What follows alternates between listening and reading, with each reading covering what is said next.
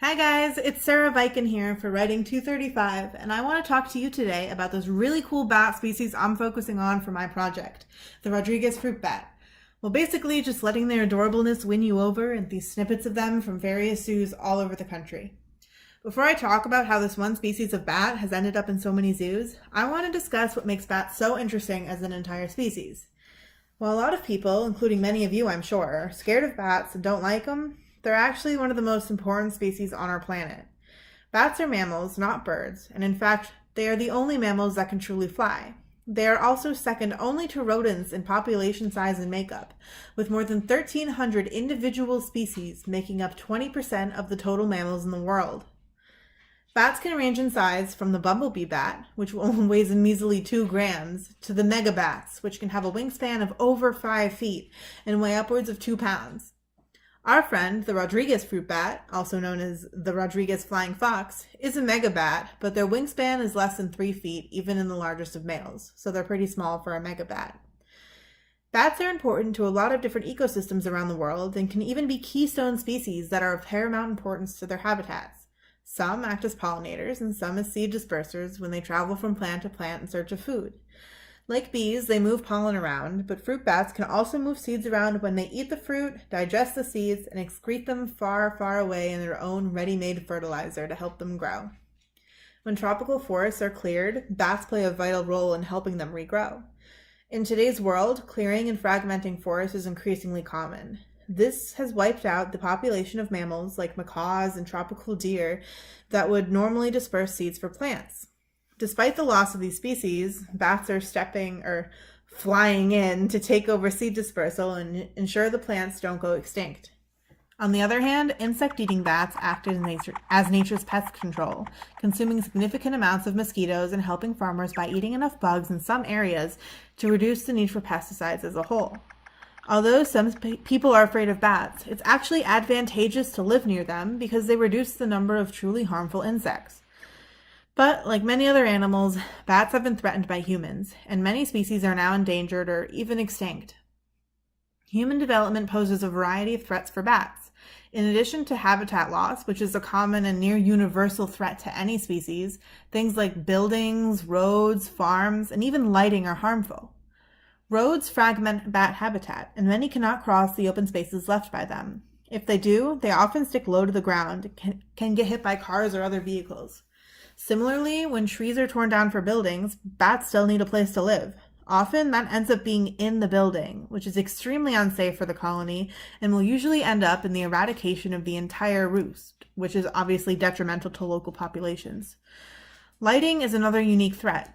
Bats are nocturnal creatures, only coming out under the cover of darkness, which can't happen if their environment is artificially lit by humans. They will avoid light at all costs when foraging, so if there are street lights or spotlights or any lights near their usual foraging sites, they will abandon them for different ones that are usually worse quality. The same goes for routes to get from their roosts to the sites or even the roosts themselves.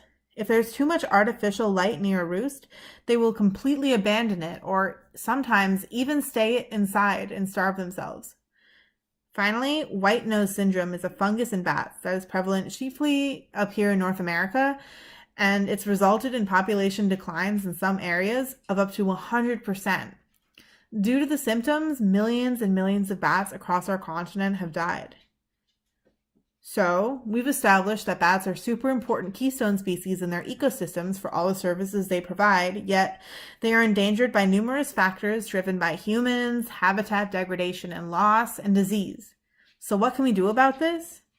Well, there are a number of organizations that promote bat conservation and awareness of the species worldwide. One of the biggest issues facing bats is simply their PR. Not many people are self-proclaimed bat fans. Batman's helped a little, but we have a long way to go before bats reach polar bear, lion, or panda status. This is where zoos can help. Zoos are able to help non-charismatic animals like bats, bugs, and reptiles alongside your usual snow leopards, giraffes, and elephants. By spreading out funds collected from visitors who are there to see the cute, majestic, and exotic animals, zoos can help save species that don't really receive as much direct support from conservation campaigns, but may have a disproportionate effect on their ecosystem like bats. The field of conservation is as broad as it is deep, In the same way, it's easy to balk when faced with the problem of climate change as a whole. It's easy to become overwhelmed by the sheer number of species that need our help. For that reason, conservation organizations often choose surrogates as representatives of their ecosystems. You can focus on the conservation of one species, but by conserving that one animal, you're protecting their entire habitat and the structure of their food web, which impacts all other animals in their environment. There are 4 types of surrogate species: indicator, keystone, umbrella, and flagship. Indicator species respond quickly to changes in their environments. For example, in Alaska, grizzly bears are an indicator of the overall health of the ecosystem. When they're thriving, you can be sure most other species are as well. Keystone species are animals that have a disproportionate role in their ecosystem for their size. Bees are probably the number one example of this. We've all heard that we need to save the bees because without them, entire ecosystems will collapse. As I mentioned earlier, many bats are also keystone species. Umbrella species usually have broad home ranges, using a variety of habitats for different activities and life stages, so their conservation involves the protection of many more species across different ecosystems.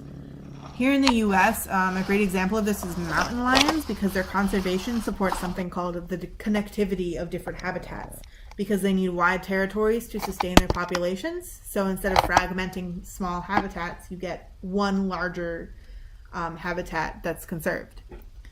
Finally, flagship species are the ones that attract the most attention of the public and fundraising efforts.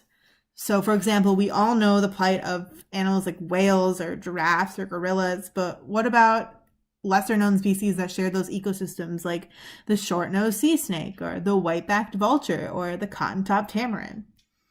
There's much debate in the conservation community about how practical it is to continue to tout charismatic species to promote funding, as this can lead to certain species and ecosystems getting the majority of funding when these may not be the most ecologically urgent regions.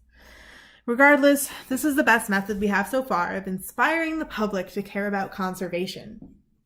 Bats, sadly, are not a flagship species by any means, but the flagship species in zoos do help support their conservation.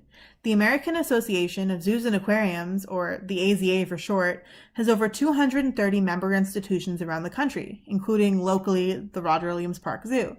And they all have programs called species survival plans that target individual endangered species.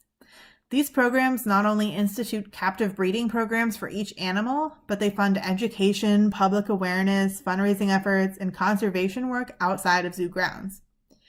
In 1995, Rodrigues flying foxes became the first bat species to get an SSP, or Species Survival Plan. These megabats are found in only one place in the entire world, a tiny 35 square mile island in the heart of the Indian Ocean, kind of close to Madagascar, named, you guessed it, Rodrigues Island. They, like other fruit bats, act as seed dispersers for the island, holding the key to survival for numerous native plants and animal species. Today, they're over 20,000 strong, which, mind you, still isn't a lot, but it's pretty good. But it hasn't always been this way. You see, while living on an island may seem like a paradise, and in many ways, trust me, it is, it's a bit more difficult when you live in the tops of trees and weigh half a pound. Each year, tropical storms and typhoons ravage the island and literally blow massive amounts of bats out to sea from their roosts.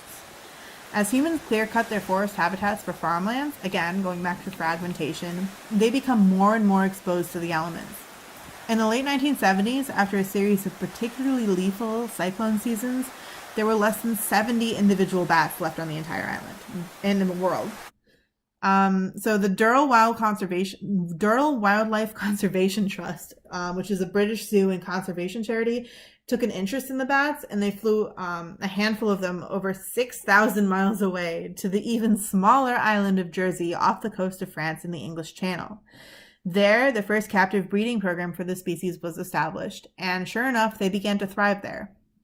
In only a decade and a half, what had started as 3 males and 7 females at the Jersey Zoo had grown to hundreds of individuals in zoos across Europe, and this is when the AZA took notice. In 1995, the Philadelphia Zoo decided to take part in the success of the breeding program.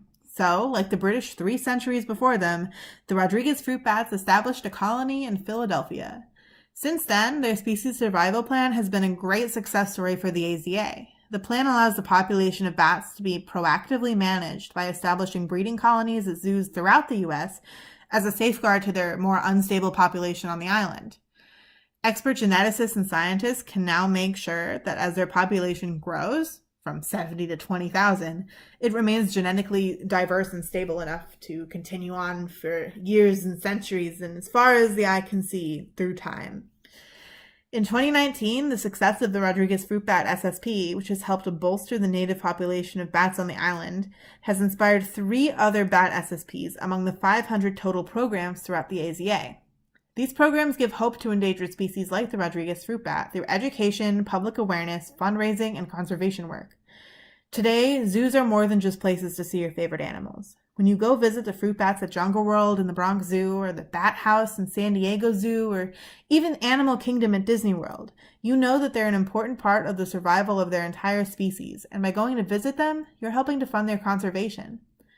From the African pancake tortoise to the red panda, from the sand cat to the giant anteater, chances are next time you go to a zoo, you'll be able to find lots of species that you may not even know exist, that have the support of dozens of zoo staff and scientists.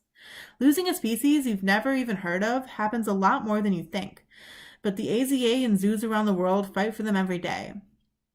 If nothing else, I hope bats win the PR battle and reclaim their public image as valuable little mammals who are vital to the health of this planet and to us. But until then, zoos and other organizations are here to make sure they'll stick around in the face of white nose syndrome here and typhoons on Rodrigues Island.